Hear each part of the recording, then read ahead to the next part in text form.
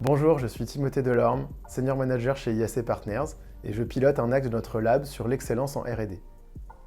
Aujourd'hui, je voudrais vous parler d'une problématique que nous travaillons tout particulièrement en ce moment, les indicateurs de la performance en R&D.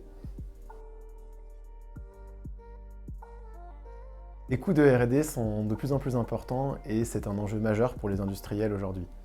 Donc il y a plusieurs niveaux. Au niveau de la direction générale, par exemple, il va y avoir le besoin de piloter, de mesurer la croissance, l'impact sur la croissance de la R&D. Au niveau plus opérationnel, il va y avoir des exigences d'efficience, de performance sur les projets, et voilà, de savoir mesurer son impact et d'améliorer l'efficience opérationnelle au quotidien. Donc il y a différents niveaux d'indicateurs de la performance en R&D. Nous, on voit principalement trois grands niveaux. Donc un niveau plutôt au sein de la direction générale, d'un CEO, qui va venir mesurer le pourcentage de revenus générés, de croissance, ou alors le nombre de bids awardés par une ingénierie.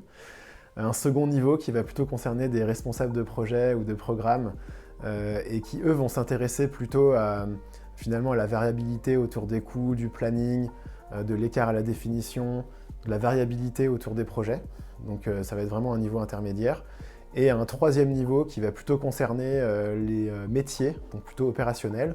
Donc où là, on va regarder en fait des indicateurs plutôt actionnables, donc SMART, qu'on qualifie de SMART, et paramétriques pour pouvoir venir se comparer entre différents programmes ou aussi avec d'autres acteurs externes, donc des industriels du même secteur par exemple. Donc on va pouvoir citer en exemple le nombre de lignes de code, enfin le temps généré par le nombre de lignes de code par exemple pour des métiers de software, développement software.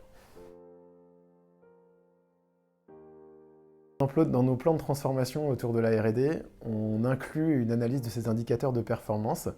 Et concrètement, ça nous permet de mesurer l'impact avant-après des différents chantiers réalisés. Directement, on est dans un premier temps au niveau des métiers de l'ingénierie, avec des résultats assez rapides et concrets.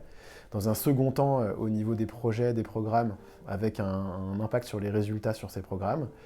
Et évidemment, sur un peu plus du long terme, un impact sur les revenus générés et donc visible d'un point de vue d'une direction générale.